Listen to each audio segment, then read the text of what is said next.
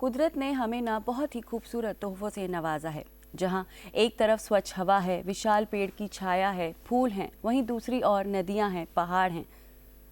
और जब हमारी प्रकृति ने हमें इतने नायाब तोहफे दिए हैं ना, तो राधिका मुझे लगता है कि ये हमारी जिम्मेदारी बनती है कि हम इनका ध्यान रखें, इन्हें और निखारें। पर क्या हम ऐसा कर पाते हैं?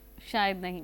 बिल्कुल, प्रकृति के साथ मानव का ना एक बहुत ही खूबसूरत सा रिश्ता है और प्रकृति ने मानव की हर ज़रूरत को पूरा किया है। पर सिमरन, कहते हैं ना, जब ज़रूरत से ज़्यादा मिल जाए तो वो कम लगने लगता है। हाँ। और फिर हम प्रकृति का वो रूप देखते हैं जो हमें पसंद नहीं आता और जिसे हम कहते हैं प्राकृतिक आपदा। जी हाँ, और दर्शकों, कुछ प्राकृतिक आपदाएं ऐसी हैं जिनका जन्म होता है मनुष्य के लालच की वजह से, उसके नतीजे होते हैं। और कुछ प्राकृतिक आपदाएं इस तरह की हैं जो हमारी पृथ्वी की संरचना है, इस धरती की बनावट है, उसकी वजह से वो जन्म लेती हैं और इन पर तो हमारा कोई बस नहीं चलता। ऐसी ही एक प्राकृतिक आपदा है भूकंप। तो चलिए भूकंप पर आधारित देखते हैं हमारी अगली रिपोर्ट। भूकंप यानी कि पृथ्वी की सतह के हिलने की प्रक्रिया। भूकंप ऐसा होता है कि कुछ ही क्षणों में लोगों को गिराकर चोट पहुंचाने से लेकर पूरे नगर या बड़े क्षेत्र भूभाग को ध्वस्त कर सकने की इसमें एक क्षमता होती है। भूकंप का मापन भूकंप मापी यंत्र से किया जाता है, जिसे साइज्मोग्राफ कहा जाता है। भूकंप एक ऐसी अद्भुत घटना है जो बिना किसी चेतावनी के घटती है और इसमें जमीन का भयंकर रूप से हिलना और इसमें जमीन तथा इसके ऊपर मौजूद संरचनाओं का बुरी तरह से हिलना शामिल है। ऐसा क्रिस्टल भूपटल प्लेटों के संचरित दबाव के मुक्त होने के कारण होता है। भूकंप की घटनाओं को या तो कंपन की तीव्रता या तीव्रता के अनुसार मापा जाता है। भूकंप के दौरान उत्पन्न ऊर्जा परिमाण पैमाने को रिक्टर पैमाने के रूप में जाना जाता है।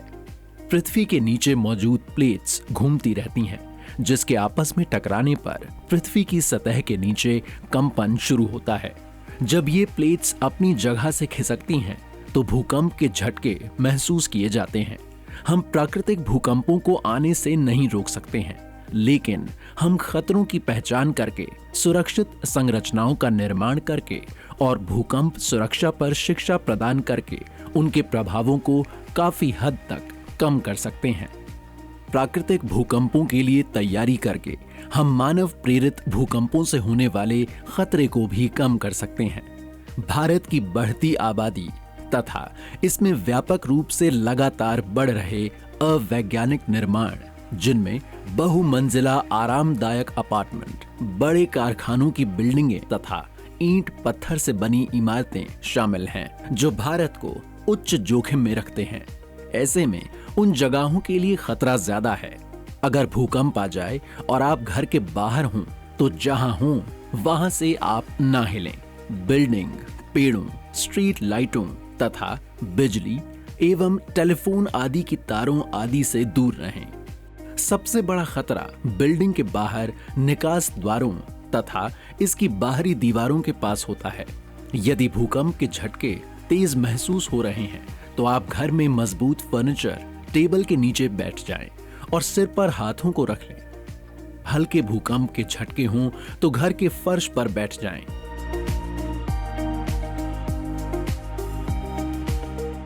दर्शकों, हमने इस रिपोर्ट में देखा कि भूकंप एक ऐसी भयावह प्राकृतिक आपदा है जिस पर किसी का बस नहीं चलता।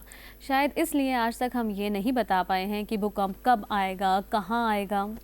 तो भूकंप और मानव सुरक्षा से जुड़े आयामों पर चर्चा करने के लिए आज हमारे साथ स्टूडियो में उपस्थित हैं national disaster management authority of India यानी NDMA के मेंबर डॉक्टर कृष्णा एच वत्स। सर, आपका बहुत बहुत स्वागत है हमारे डीडी मॉर्निंग शो में। नमस्कार सर, आपका स्वागत है डीडी मॉर्निंग शो में। और क्योंकि भूकंप के बारे में बात कर रहे हैं, तो सबसे पहले मुझे लगता है ये जानना ज़रूरी है कि अर्थक्वेक या भूकंप क्या होता है और ये किन किन क्षेत्रों में आता है, इसके क्या कारण होते हैं। पहली बात कि भूकंप कब आएगा और कहाँ आएगा, इसके बारे में हमें जानकारी थोड़ी बहुत रहती है।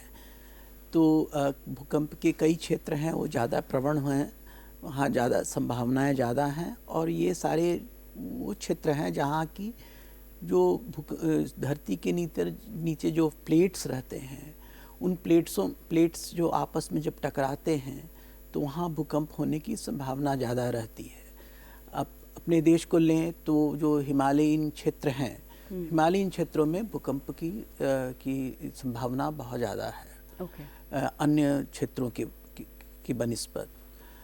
और जो अन्य क्षेत्र हैं वहाँ जैसे गुजरात है, गुजरात में भी अर्थक्वेक की भूकंप की संभावना ज़्यादा है। तो यह प्लेटों की संरचना पर बहुत कुछ निर्भर करता है। तो दो तरह के भूकंप होते हैं, एक तो इंटरप्लेट और एक इंट्राप्लेट।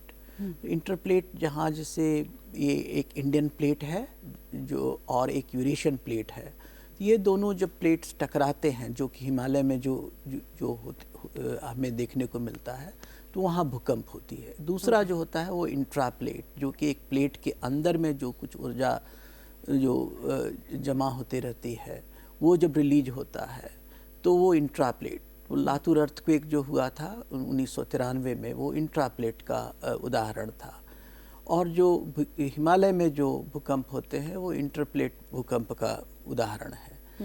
तो इंटरप्लेट काफ़ी होता है। एक पूरा यहाँ पैसिफिक रिंग ऑफ फायर है जो कि दक्षिण अमेरिका से शुरू होता है और जापान तक जाता है। तो इन सारे क्षेत्रों में भूकंप की संभावनाएं काफ़ी रहती हैं। तो हमने ये तो समझा कि ये भूकंप जो है ये एक प्राकृतिक आपदा है, लेकिन ये कभी कभी हम कहते हैं कि मैन मेड भी हो सकता है। तो हम ये आपसे जानना चाहते हैं कि भूकंप आते ही क्यों हैं और मानव जीवन पर इनका क्या इम्पैक्ट पड़ता है। तो जैसा कहा मैंने कहा कि जहाँ प्लेट्स टकराते हैं वहाँ भूकंप की संभावना ज़्यादा रहती है। और ऐसे सारे क्षेत्रों में जो हमें जो प्रिकॉशंस लेने चाहिए वो एक शॉर्ट टर्म प्रिकॉशंस और एक लॉन्ग टर्म प्रिकॉशंस दोनों की ज़रूरत होती है। जो शॉर्ट टर्म प्रिकॉशंस हैं वो कि, और उसको प्रिपेयर्डनेस भी हम कह सकते हैं कि जब भी भूकंप आए तो हमें क्या करना चाहिए। जैसे आपने दिखाया कि हम ड्रॉप करें या कवर लें, इस तरह की जो सारी जो जानकारियां हैं ये लोगों को सुरक्षित रखती हैं। जब भूकंप आए, जैसे ही भूकंप आए आप खुले मैदान में चले जाएं, या आप एक टेबल और किसी ऐसे जो चौखट होती है, चौखट के नीचे आप खड़े हो जाएं। तो एक ऐसे जगह जहाँ की आप अपने को बचा सकें। तो ये तो शॉर्ट टर्म है ना, जहाँ पर आप भूकंप जब होता है तब आप क्या प्रिकॉशंस लेंगे।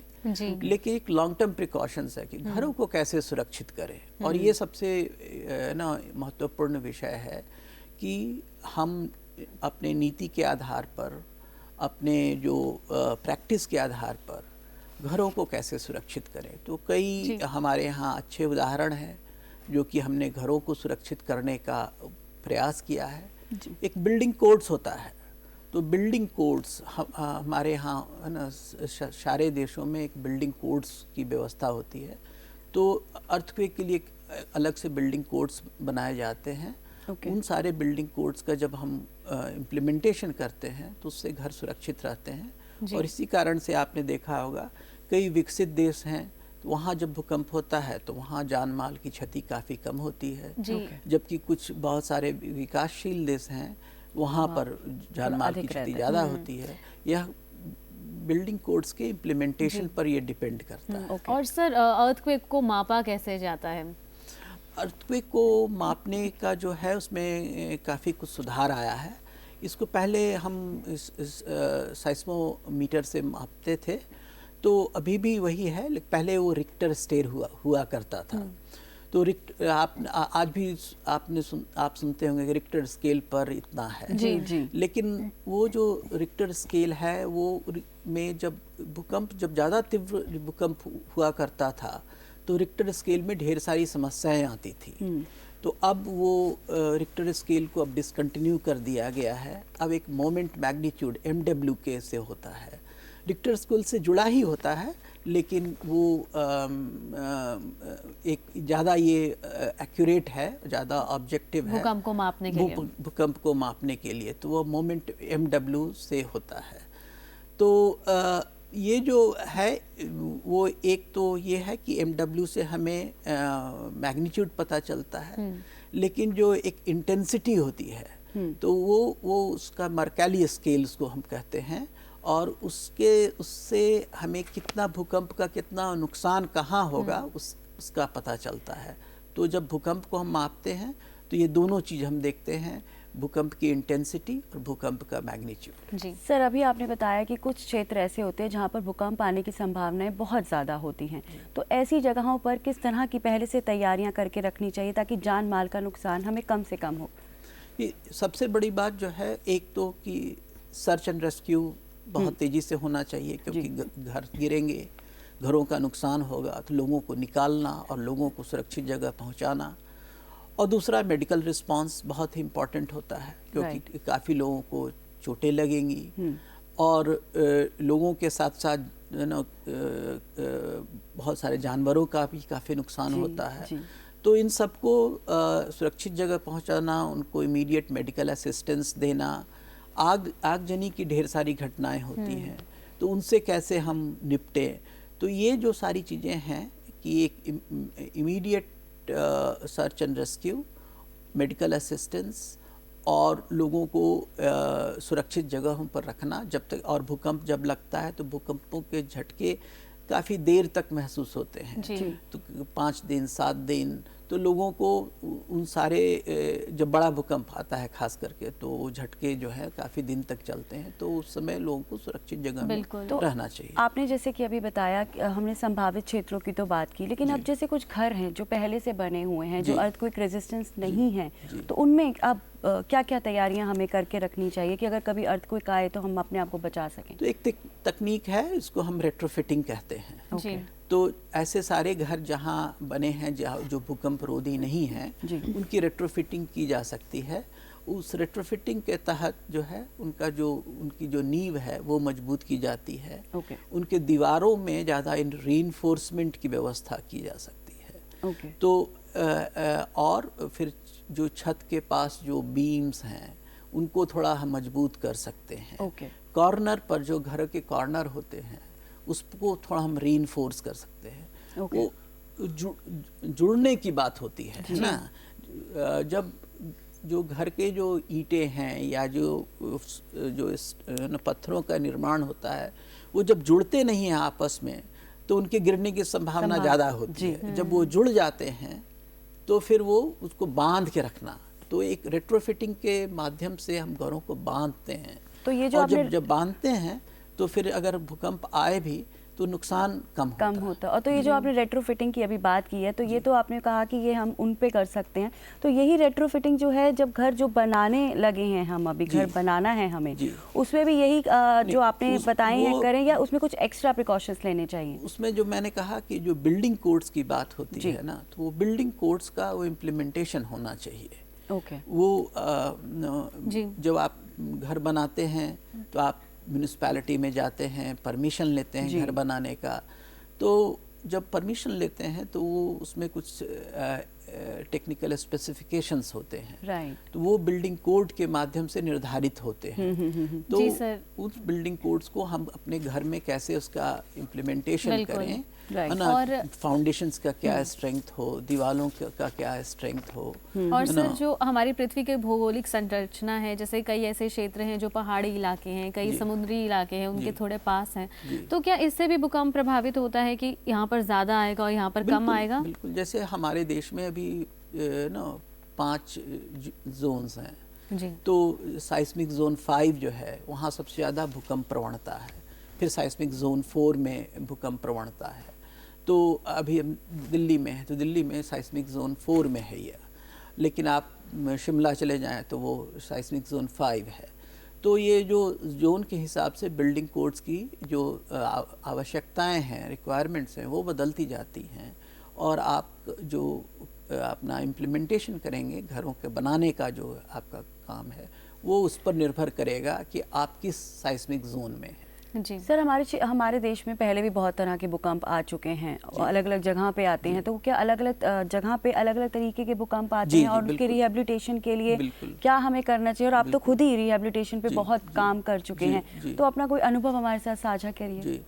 तो जैसे कि मैंने कहा कि 1993 में लातूर का अर्थक्वेक हुआ था, वो इंट्राप्लेट हुआ था। वहाँ पर जो घरों का नुकसान हुआ, वो जो घर जो थे वो बिल्कुल स्टोन बोल्डर्स के थे। उनमें आपस में जुड़ाव बहुत कम था। इसके कारण वो धराशायी हुए और एक बहुत सीमित भौगोलिक क्षेत्र में बहुत बड़ा नुकसान हुआ। 8,000 लोग मरे थे और करीब करीब 15,000 जानवरों की क्षति हुई थी। तो उसके बाद एक बहुत बड़े कार्यक्रम की पुनर्वास कार्यक्रम का हमने इम्प्लीमेंटेशन किया। 4 साल लगे और करीब करीब हमने 30,000 जो फैमिलीज़ थे उनका हमने पुनर्वास किया। इसके अलावा हमने 2.5 लाख घरों का रेट्रोफिटिंग किया। तो एक बहुत बड़ा कार्यक्रम था जो कि हमने वर्ल्ड बैंक के मदद से हमने इम्प्लीमेंट किया। फिर उसके बाद गुजरात आया। तो गुजरात एक काफ़ी बड़े क्षेत्र में भूकंप हुआ।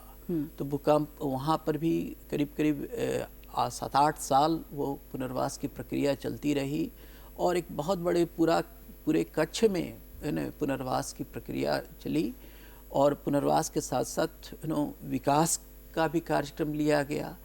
तो आज जो कच्छ में रूपांतरण हुआ है वह बहुत कुछ जो पुनर्वास के प्रक्रिया के माध्यम से ही हुआ। तो आगे से अगर हम NDMA की बात करें तो क्या किस तरह की तैयारियां हैं आगे जो और उसकी रोल्स और रिस्पॉन्सिबिलिटीज के बारे में भी हमें तो और बताएं। हम जब हम काम करते हैं भूकंप पर तो उसमें जैसे मैंने बताया कि कई आयामों के साथ हम काम करते हैं। एक तो जो इमीडिएट रिस्पांस की बात होती है कि जैसे उसको हम कैसे ज़्यादा सक्षम करें, तो वो एक बात है। दूसरी बात ये है कि हम लोगों तक जानकारी कैसे पहुंचाएं।